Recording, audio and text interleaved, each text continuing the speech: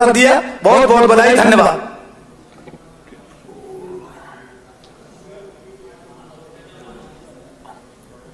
राजेश कुमार वर्मा जी।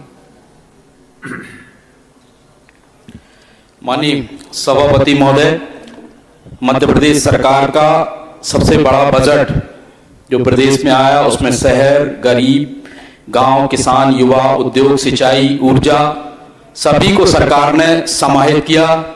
साथ में इन बेतवा लिंक परियोजना जिसमें बुंदेलखंड जो हमारा पूरा ड्राई था, पूरा सूखा था, जिस बुंदेलखंड की स्थितियां ये रहती थी कि किसान दाना तो खेत में डाल देता था और भगवान के भरोसे घर में आके सो जाता था कि भगवान अगर पानी गिराएंगे तो फसल अच्छी होगी और नहीं तो भगवान जाने। लेकिन केन बेतवा लिंक परियोजना जो मध्य प्रदेश की सरकार ने इसमें समाहित की, जिसमें 10 जिले बुंदेलखंड के हमारे आते हैं, जिसमें गुनौर विधानसभा क्षेत्र पन्ना जिले में जो है वो भी हमारा आता है।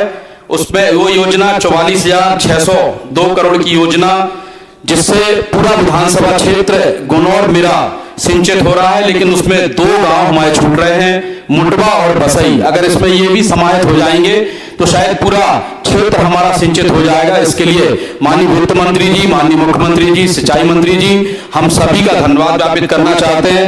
राम गमन पथ मार्ग सरकार ने इसको भी इसमें समाहित किया है कि जो चिन्हित मार्ग हैं उसमें भी माननीय सभापति महोदय, हमारा सिद्धनाथ जो अगस्त मुनि जी का आश्रम है वो भी गमन पथ मार्ग में आता है, जिसमें सरकार ने इसको भी समाहित किया है। लोक निर्माण विभाग में माननीय राकेश सिंह जी हमारे पीडब्ल्यूडी के मिनिस्टर हैं, उनका भी मैं धन्यवाद करना चाहता हूं कि इसमें अमानगंज गुनौर सुबनसा मार्ग जो 57 किलोमीटर का हमारा प्रस्तावित था, जिसमें 15 किलोमीटर की स्वीकृति दी गई है। माननीय से हमारा आग्रह है कि अगर इसमें इसको भी समाहित कर लें कि ये पूरा सड़क हमारा इसमें ये प्रस्तावित था जो पूरा इसमें आ जाए तो बड़ी कृपा होगी। प्रधानमंत्री आवास की बात सबने अपने अपने तरीके से आज सदन में रखी। हमारे विपक्ष के साथी भी 10 प्रकार की बातें कर रहे थे, लेकिन माननीय सभापति महोदय वो दिन भी हमें याद है कि जब हम लोग युवा मोर्चा में काम किया करते थे तो उस समय एक कुटीर आता था जो कांग्रेस का एक कलंक कहेंगे हम, कि जो कुटीर के नाम से आता था उसमें 30 से 35 हजार रुपए की राशि मिलती थी। और जो कुटीर आता था वो चावल जैसा छिड़काव होता था, और चावल का जो छिड़काव होता था उसमें सबको विलोपित करवाएं। योजना जो भी सरकारों की रहती है वो सकारात्मक रहती है। इसमें हमने कोई ऐसा गलत शब्द तो बोले नहीं है। माननीय सभापति महोदय, माननीय सभापति महोदय, राशि आगे तो सुनने में आगे भी अपना विषय रख रहा हूँ, वो पूरा विषय बात कर ले। माननीय सभापति महोदय, 35,000 की राशि आती थी, उसमें 6 फुट की दीवार बनती थी। गरीब आदमी जो बड़े आदमियों के घर बनाते थे उनकी राशि खत्म हो जाती थी। गरीब आदमी अपने बच्चों को उसमें लिटाकर ऊपर कांच डाल दिया करता था, दूसरों की मजदूरी करने जाता था। वो स्वीकृत राशि जो उनकी उस समय हुआ करती थी उससे छत भी नहीं पड़ती थी। लेकिन आज जो प्रधानमंत्री आवास हमारे आए हैं, उन प्रधानमंत्री आवास में हमारे जो भवन बन रहे हैं, प्रधानमंत्री कॉलोनियां हमारी बन रही हैं। माननीय प्रधानमंत्री जी को पूरे सदन में मैं बताना चाहता हूं, उनका धन्यवाद ज्ञापित करना चाहता हूं। दीन दुखी गरीब लोग जो बेचारे बड़े लोगों के मकान तो बनाते थे लेकिन उनके सर पे कभी आशाना नहीं होता था। आज डबल इंजन की सरकार से पूरे मध्य प्रदेश में, चाहे वो शहरी क्षेत्र हो चाहे ग्रामीण क्षेत्र हो, एक बहुत बड़ी मात्रा में आवास नीचे स्तर पे बने।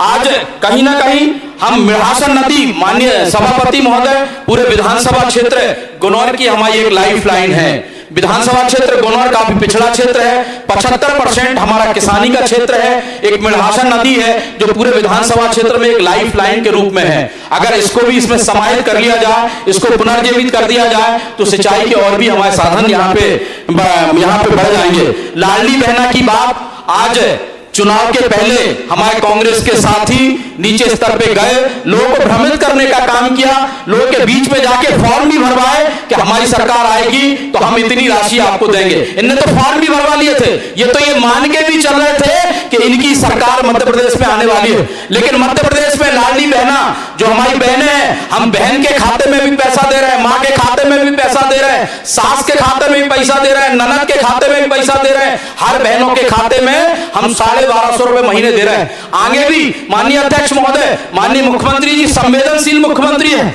मोहन यादव जी की सरकार संवेदनशील सरकार है। आगे भी इसको बढ़ाने के लिए मैं आग्रह करना चाहता हूं माननीय मंत्री जी से, माननीय संसदीय कार्य मंत्री जी से, माननीय मुख्यमंत्री जी से कि अगर इसका पोर्टल खुल जाएगा तो कुछ बहनें हमारी अभी भी आस लगाए बैठी।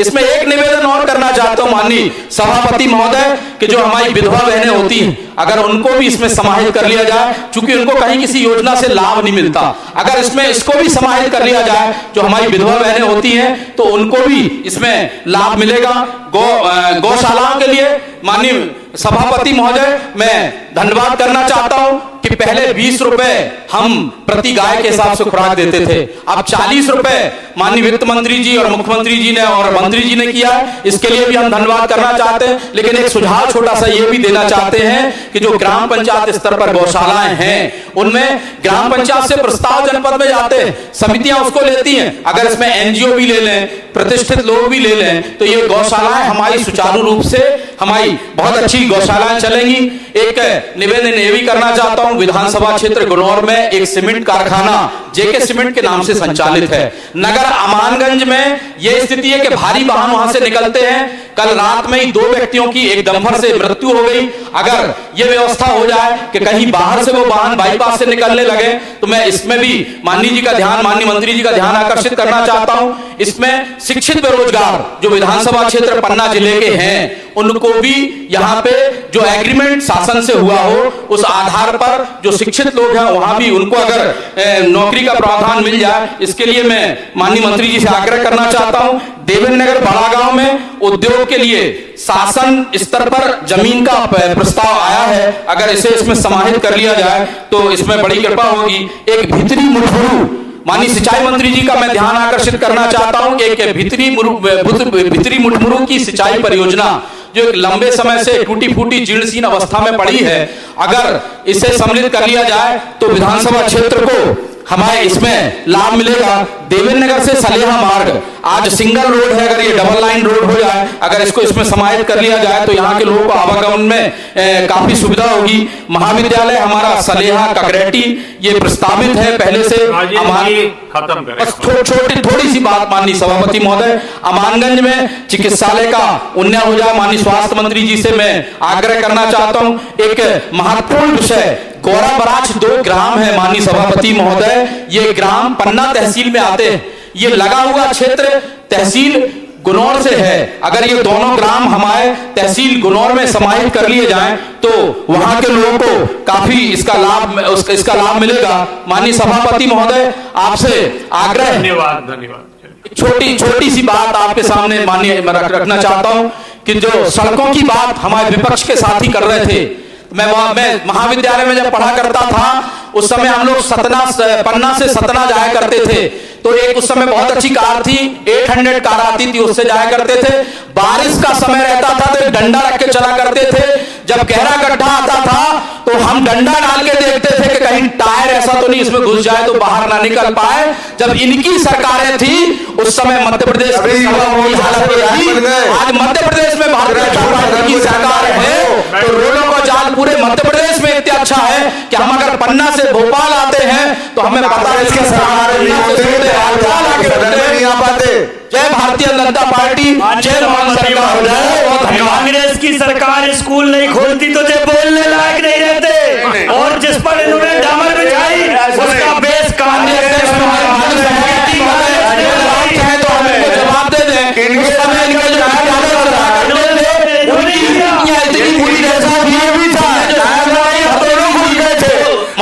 माननीय सभापति